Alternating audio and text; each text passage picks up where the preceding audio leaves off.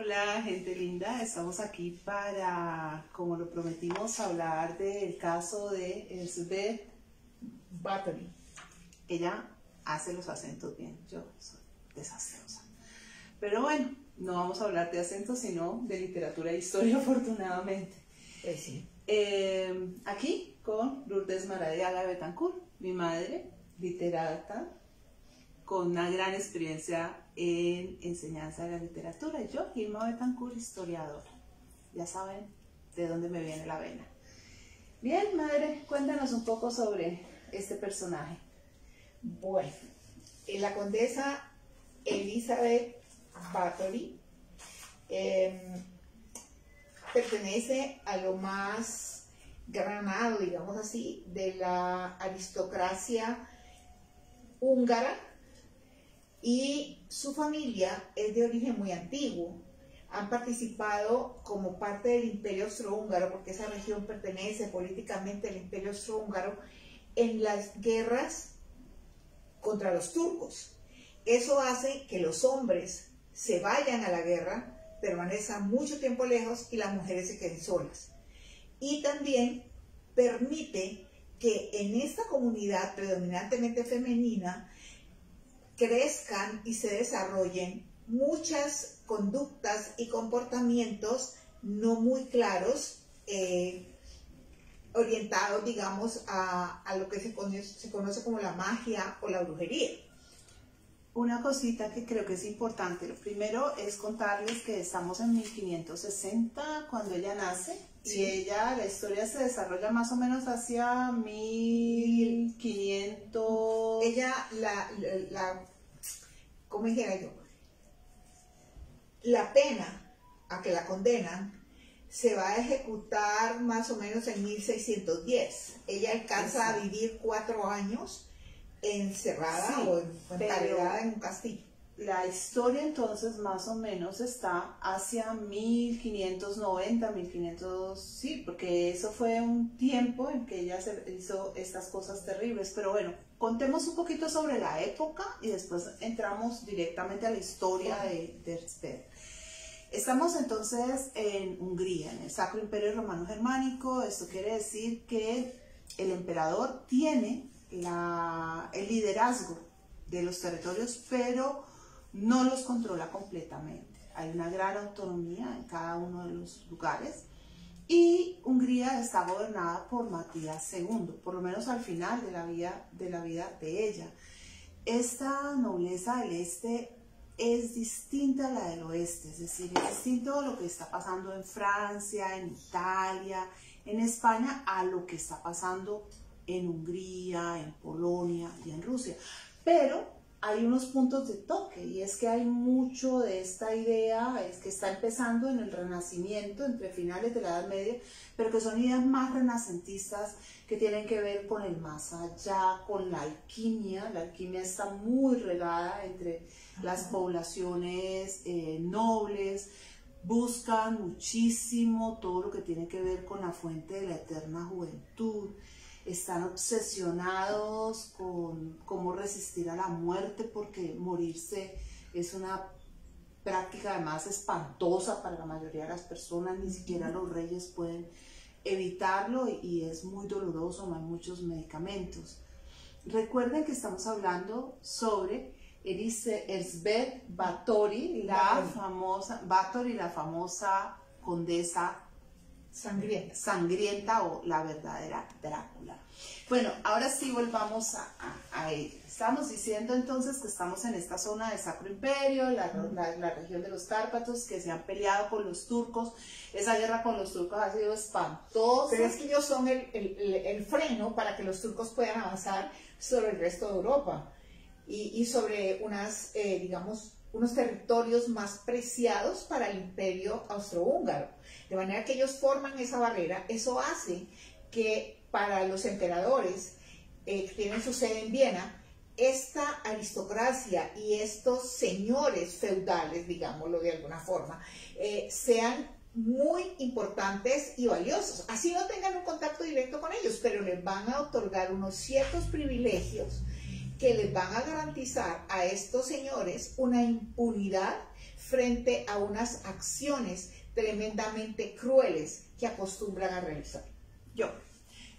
Resulta que los ritmos históricos de Oriente y Occidente son distintos. Eso tenemos que entenderlo. Es decir, el Imperio Romano se quiebra en 1476 y Europa entra en este proceso de los bárbaros y después el feudalismo, y de allí Europa hacia el siglo XII, Europa occidental, empieza a salir hacia un modo más urbano.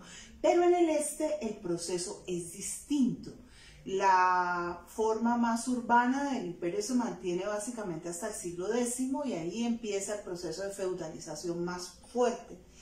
Y tenemos que tener en cuenta que en el este la servidumbre duró más tiempo. ¿Qué es la servidumbre? La servidumbre es una cosa horrible de explicar en historia. No me gusta explicar en historia la servidumbre, pero lo voy a hacer.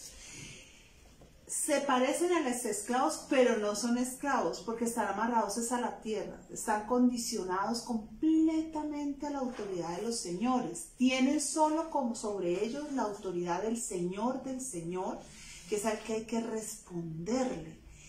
Estas personas viven muchas veces en unas condiciones de enajenación, deprimidas. En Occidente, muy rápido va a desaparecer, hacia el siglo octavo, noveno empieza a declinar y lo que empieza a aparecer es otro sistema que va a ser el alodio y empiezan a tener sus tierras en alquiler y Pero en Oriente la servidumbre va a ser un lastre, al punto de que en Rusia va a llegar hasta el siglo XIX-XX. ¿Sí? Eso hay que entenderlo para poder contextualizar este sujeto y lo que hace. Lo que esta mujer hace en Hungría no lo había podido hacer en Francia.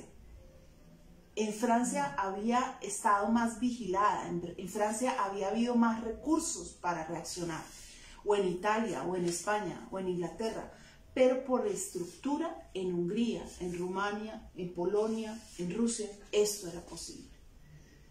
Sí, porque esta mujer vivía, o estas personas, digamos así, estos aristócratas, tenían grandes posesiones, grandes castillos que eran verdaderas fortificaciones, construidas en picos muy elevados y muy de difícil acceso en los Cárpatos, porque eran los lugares donde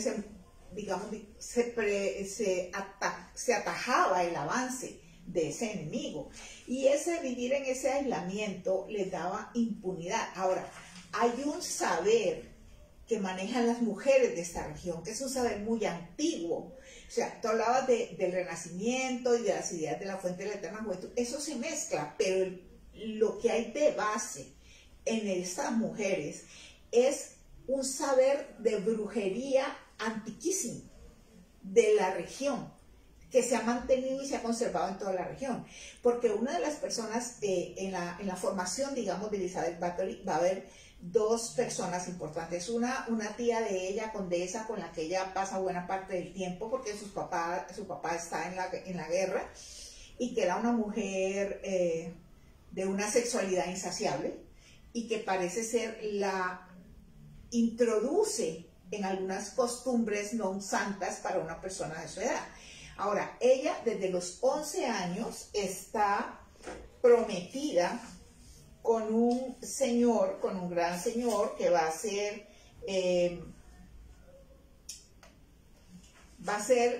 un guerrero, y con el que se va a casar cuando tenga 15 años. Pero cuando ella se casa con este hombre, ella ya digamos que por las mujeres de la región, mujeres mayores, viejas, es considerada una sacerdotisa de la magia negra. Es que en esa época este tipo de conocimiento además era muy atractivo, pero acordémonos que estamos en el siglo XVI, entre el siglo XVI y el siglo XVII, pues Catalina de Medici, pues en Francia, aunque no hacía las cosas como esta mujer, practicaba nigromancia en los cadáveres de los condenados a muerte en las mazmorras del Palacio de ¿Qué es eso? Eso quiere decir que ella traía un mago para abrir los cadáveres, pero no hacer la autopsia para ver por qué murieron, sino sacar el hígado y leer en el hígado del futuro. Y dicen que uno de esos nigromantes, leyendo en el Hígado del Futuro, le dijo que de sus hijos iban a ser reyes, Francisco, que no iba a durar mucho, sino un año, luego iba a seguir Carlos, que iba a durar más o menos una década larga, luego iba a seguir Enrique, pero que el último, el duque de Alencón, nunca iba a ser rey, y que el que iba a ser rey de Francia era Enrique de Borbón, y ella casi se muere. O sea, ella cada vez que tenía una situación difícil iba y practicaba ese tipo de cosas. Era una situación muy compleja y era que estaban completamente embebidos. Si uno piensa, uy no, la magia, la brujería, no, eso es cosa de tontos, vaya pregúntele a Newton, vaya pregúntele a Goethe. Eran las grandes mentes de su época y eran mucho más adelante y seguían creyendo en esto. Pero antes de hablar de este saber de estas mujeres, les recordamos que estamos hablando de Elsbeth Bathory, la condesa sangrienta o ella Drácula. ¿Por qué le dicen a ella Drácula? Porque, por dos razones. Una, porque ella pertenece al mismo linaje de este aristócrata a que nosotros hemos identificado con el nombre de Drácula. Realmente era el príncipe Vlad Tepes, que también hace una labor grande para Europa en el sentido de que impide el avance de los turcos, pero acostumbraba traer a sus enemigos prisioneros, empalarlos, que es una muerte horriblemente dolorosa y cruel porque es muy prolongada, consiste en ensartar una viga, ¿cómo dijera yo? Un palo. Sí, un palo, no digamos, no le demos más vueltas, un palo al que se le ha afilado la punta por el recto de la persona para que atraviese todos sus órganos internos. Entonces, y luego ponía esos empalados desde donde comenzaba el ascenso del castillo hasta la puerta. Entonces, esta era una muerte horriblemente dolorosa y sangrienta que todo el pueblo observaba. Eso tenía una doble función. Por un lado, atemorizar a los que estaban alrededor, solidificar su fuerza, su dominio y acrecentar su fama como un caudillo tremendamente cruel. Esta mujer pertenece al mismo linaje. Espérate un minuto, les quería comentar, miren, eso no era solo Vlad Tepes, Iván el Terrible, que también vive en este siglo, en el siglo XVI, esa era su forma favorita de deshacerse de sus enemigos.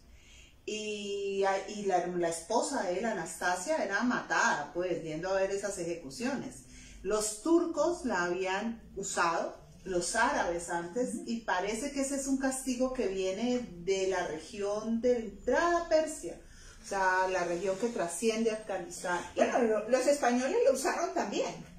Caupolicán, el gran cacique araucano, murió empalado. Así lo cuenta Alonso de Ercilla en la Araucana, ¿no? Que es la epopeya en la que supuestamente Ercilla iba a exaltar el valor de los españoles y terminó exaltando el valor de los indígenas. Pero bueno, esa es otra historia. Antes de dejarte seguir, recuerden que si tienen alguna pregunta, alguna inquietud, nos pueden escribir y nosotros, en la medida de nuestras posibilidades, vamos a intentar responderles.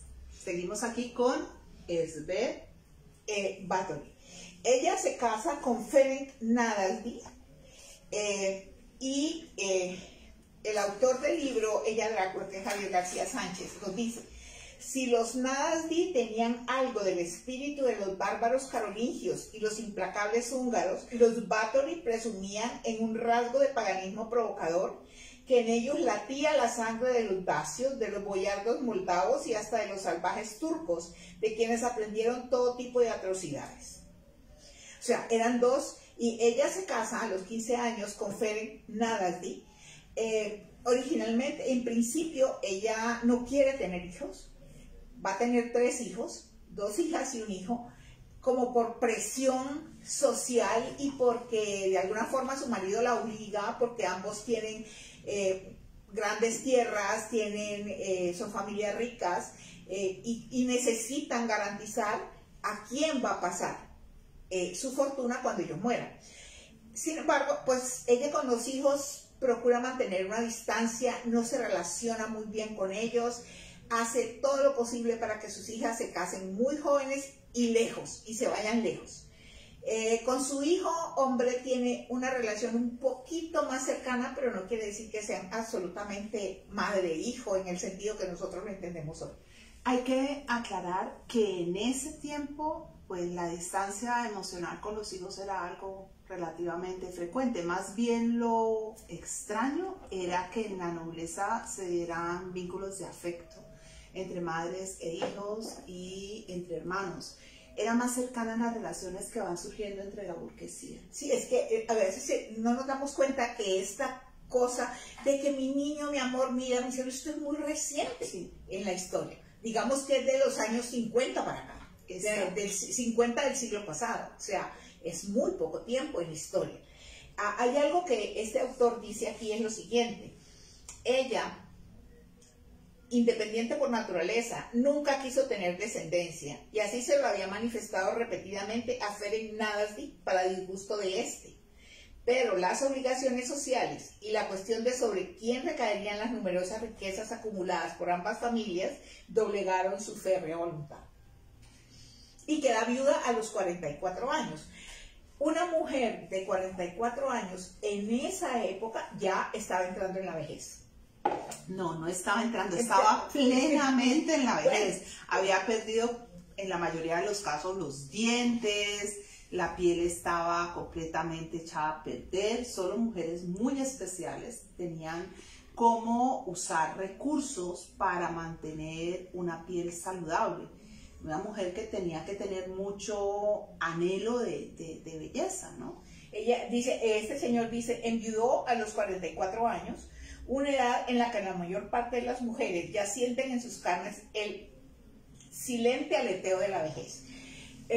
Esa mujer tenía como características físicas una piel muy blanca y un cabello negro que generaban un contraste muy fuerte. Y una de las obsesiones de la gente y de las mujeres a lo largo de los siglos de la historia fue tener la piel blanca. Esto del bronceado también es nuevo. Antes ser bronceado era pertenecer a la clase trabajadora, la gente que estaba expuesta al sol y al viento haciendo oficios que no eran muy de la gente aristocrática. Bueno, pero vámonos a lo que hizo Svet Báthory para merecer esta imputación de Drácula. Ella se rodea de un grupo de personas que la van a acolitar o que van a ser, digamos, sus ayudantes en estos delitos que comete, porque son delitos aquí y en cualquier lugar. Especialmente hay una mujer que entra como lavandera al palacio, que va a ser su mano derecha. ¿Y qué es lo que ella hace? Ella en su mente tiene la idea de que si se baña con sangre de mujeres jóvenes, vírgenes, y entre más jóvenes mejor, o sea, mujeres púberes prácticamente, va a conservar la blancura de la piel y la tersura de la piel, o sea, la juventud. Para esto, ella se vale de un equipo de personas, digamos un equipo, diríamos un grupo de personas que la rodean, hombres, mujeres, que son sus siervos, que están totalmente sujetos a su autoridad y que se encargan de buscar mujeres que cumplan con estos requisitos y llevarlas a los castillos de ella para utilizarlas en dos sentidos. Uno, torturarlas, porque ella disfrutaba tremendamente con el sufrimiento humano, era una mujer tremendamente sádica, totalmente sádica, y por otro lado, recoger la sangre de estas personas después de que morían y bañarse con ella, para mantener su belleza, su frescura, su juventud. En este quehacer, pues ella va por los diferentes pueblos, por las aldeas, y es la señora, es la condesa, es la esposa del héroe que murió en la guerra o del señor que está luchando contra los turcos. Los padres inicialmente se sienten profundamente reconocidos, agradecidos, y ellos le dejan que se lleve las niñas. Ahora, las lleva a sitios muy lejanos, o sea que para los papás en principio no les preocupa ni se molestan de que pase el tiempo y ellos no vuelvan a saber de sus hijas. Eso cabe dentro de lo normal. Era la práctica, era la norma, era lo que se hacía, y además, pues si la señora se llevaba a las muchachas era para protegerlas. Generalmente esa era una de las formas de reciprocidad de la nobleza, ¿no? Pasaban muchas cosas, ese era un riesgo, pero pues en esa época no se consideraba muy... En estos castillos había sótanos, grandes mazmorras, y hay algo que se me viene a la cabeza. Hay un famoso, yo no sé si es una escultura o un texto de Marcel Duchamp, de la novia y sus, los que la adoran, que es una figura en metal del torso y digamos, como del cuerpo de una mujer sin las extremidades ni el rostro. Y aparece como la novia y sus enamorados, una cosa así. Esto, en realidad, era un instrumento de tortura, porque era como ¿cómo diría yo? Sí, era una estructura metálica del cuerpo de una mujer, pero por dentro, en la parte interior, tenía puntas afiladas que cuando se cerraba alrededor del cuerpo de la persona, la mataba.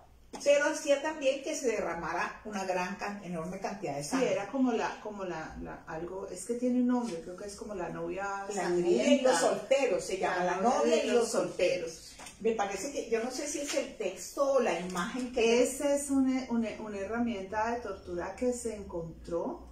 No la usaba la Inquisición, no la usaba la Inquisición. Pero esta persona parece que sí. Las personas que se dedicaron a prácticas sádicas, que no fue solo ella, pues que lo que pasa es que la historia de ella se conoce, pero en París hubo épocas también en que hubo muchas desapariciones sangrientas. Bueno, tal vez lo que de esa mujer se vuelve aterrador es el número de víctimas. En principio, digamos así como a grosso modo, se le adjudican unas 700 muertes.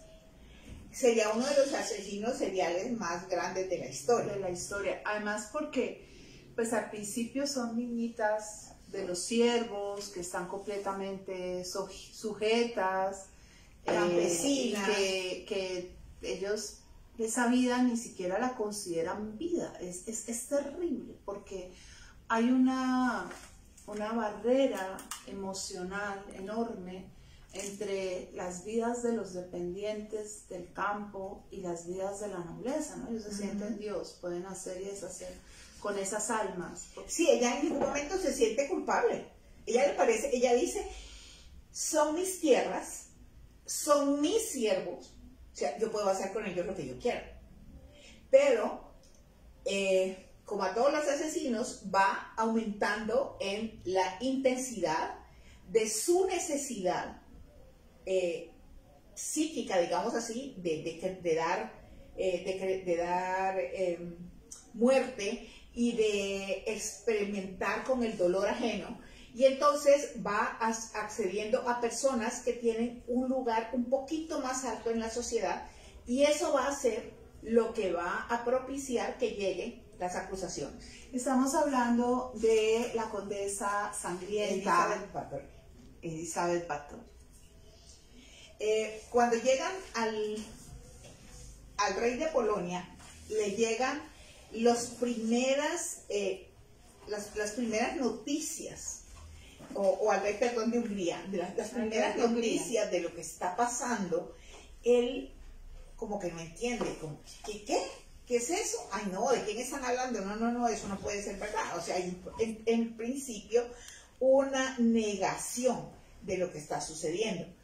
Y también van a intervenir algunos miembros de la iglesia a acusarla, pero algunos, porque hay otros que no lo pueden creer, como así la condesa, imposible, de la alta aristocracia, esto no puede ser. Sin embargo, la insistencia de los acusadores y el tener las personas algún reconocimiento social, digamos, algún lugar en la sociedad, va a hacer que se inicie una investigación y que se envíen hasta el castillo más alto que ya tienen, más lejano, lleguen personas a investigar y a indagar qué es lo que está pasando. Y cuando llegan allí, pues el horror es indescriptible, porque lo que encuentran es espantoso. Dicen que que descubren los cuerpos putrefactos. Claro, y las paredes llenas de sangre, bueno, unas cosas terribles.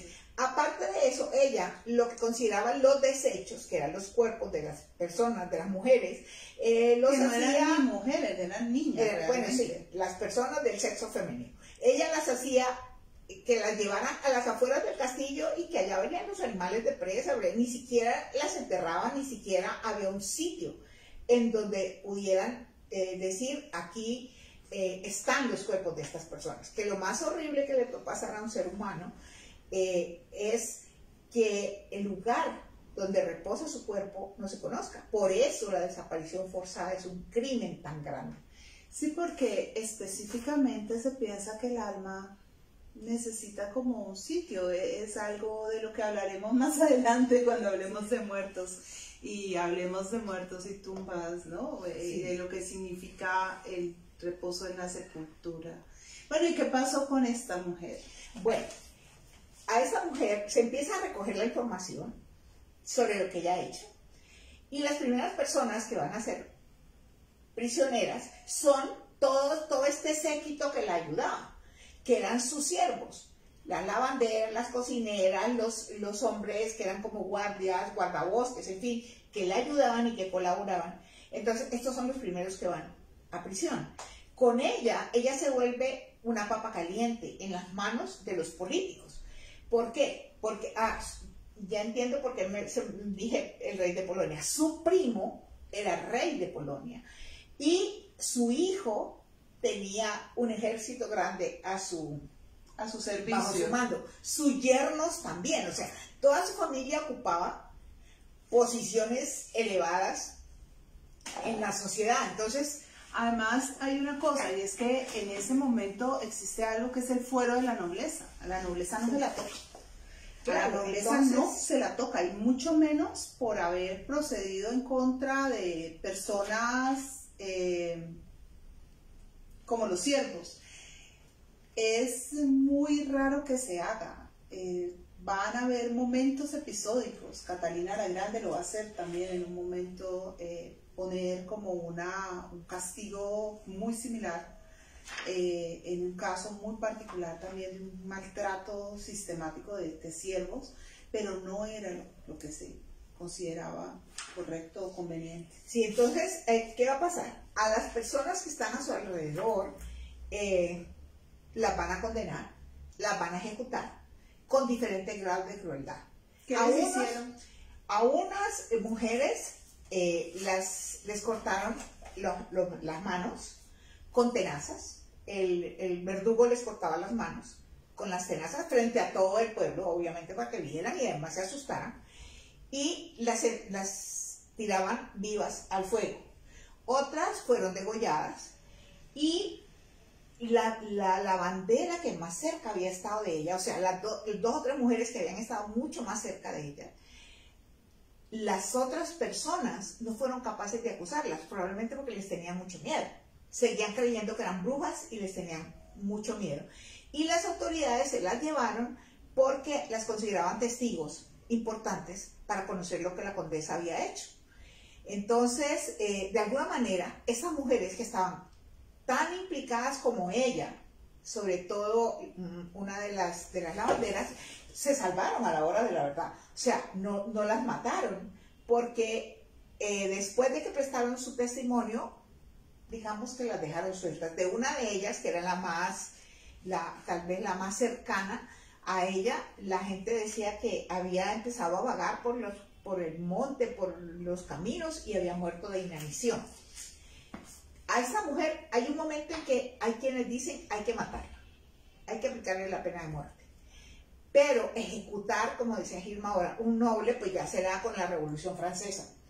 Hay antes se ejecutan, y se pueden ejecutar por rebelión, pero no por maltrato a las personas del común.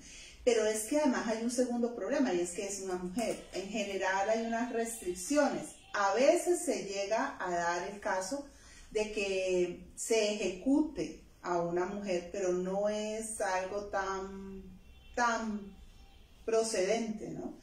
Siempre había una cierta resistencia. Entonces, ¿qué deciden hacer con esta mujer?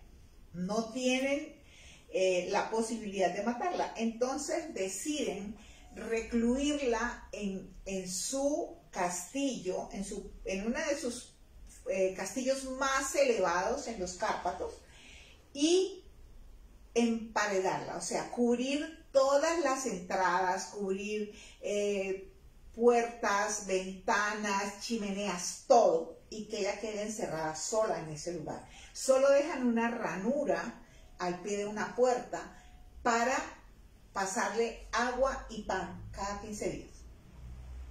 Y la encierran ahí, sin nadie que la ayude, sin luz, sin nada. Sin nada, o sea, exactamente lo mismo hace Sor Catalina.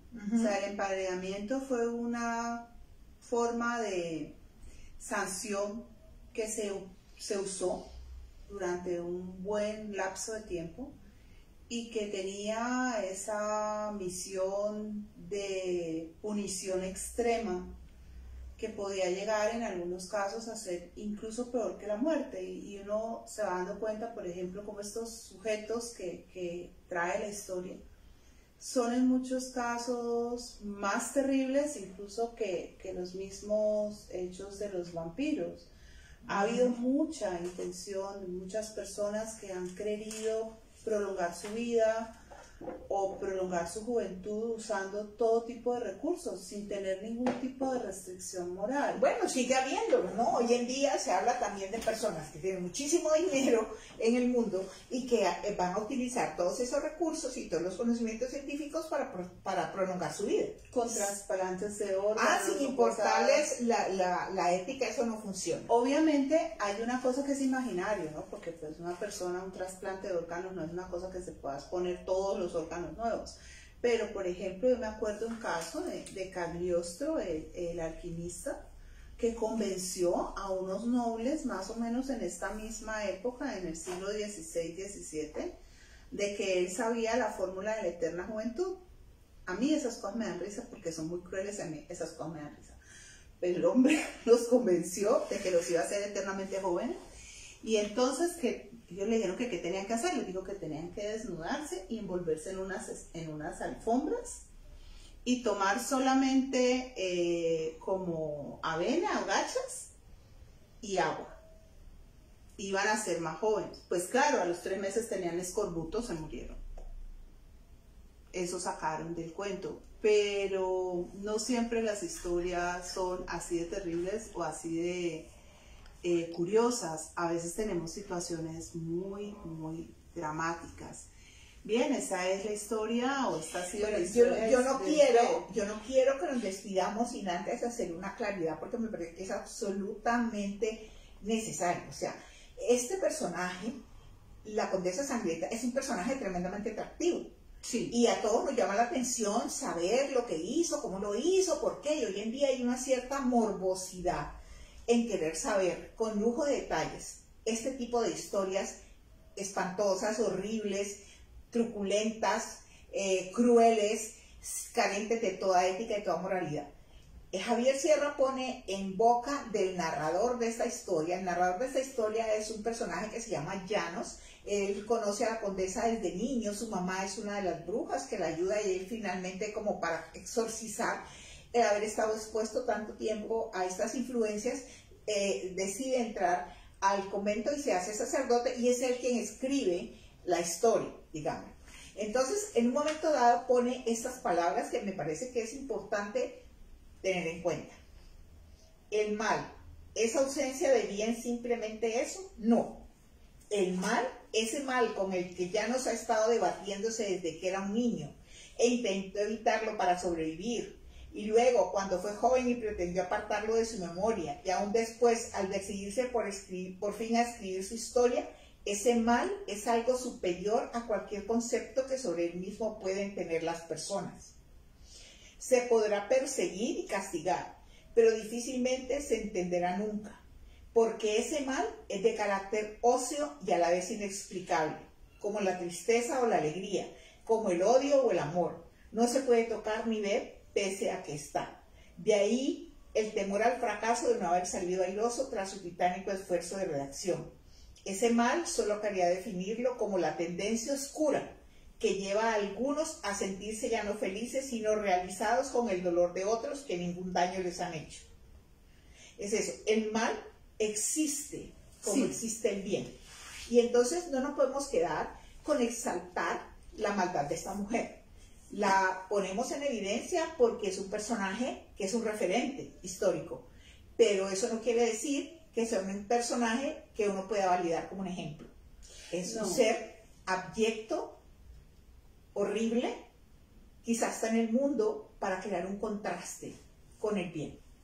Y es importante señalar eso, ¿no? Porque hoy en día vemos muchas películas y cuando vemos películas lo que vemos que está pasando en la pantalla es ficción, pero esto no fue ficción. O sea, fueron seres humanos reales que sufrieron terriblemente por una pulsión sangrienta de un ser desviado completamente que era absolutamente incapaz de tener un referente moral. Ahora, ¿por qué se puede llegar a una falta de referente moral? Yo voy a contrastar con otro personaje que para mí es mucho más incluso conocido, que es el de Catalina de Medici. Catalina de Medici es recordada en la historia de Francia como la envenenadora, como Madame Serviente, como la reina Isabel, como la italiana, una mujer que era cultísima, que trajo cosas muy buenas, pero al mismo tiempo te mataba en un descuido.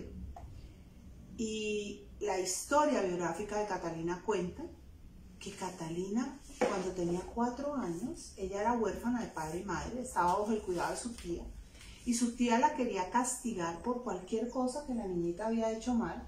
La niña tenía perritos de compañía, la obligaba a envenenar los perritos.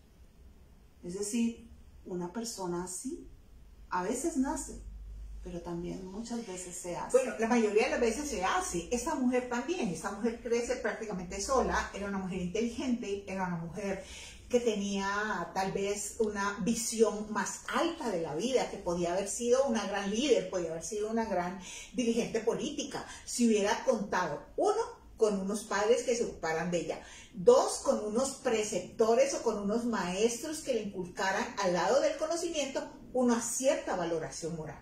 Ética es importante, es necesaria, es imprescindible en la vida de los seres humanos.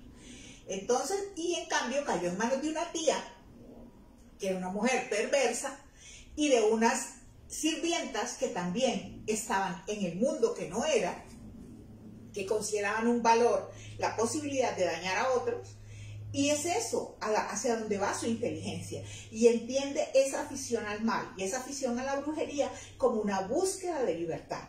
¿Sí? Estamos hablando de Elsbeth Báthory, la condesa sangrienta. Sí, es importante tener en cuenta varias cosas. Una de ellas es que el mal sí existe, la gente dispuesta a él también, y uno no debe bajar la guardia, porque no podemos pensar que sujetos como Elsbeth Báthory son prueba superada. Definitivamente una de las razones que también interesan de aprender sobre ella es que nos permite sacar unas cuantas lecciones sobre cómo debemos ser cuidadosos, cómo debemos mantenernos siempre atentos, vigilantes y vigilantes. Muchas gracias. Muchas gracias. Nos vemos. Chao. Chao.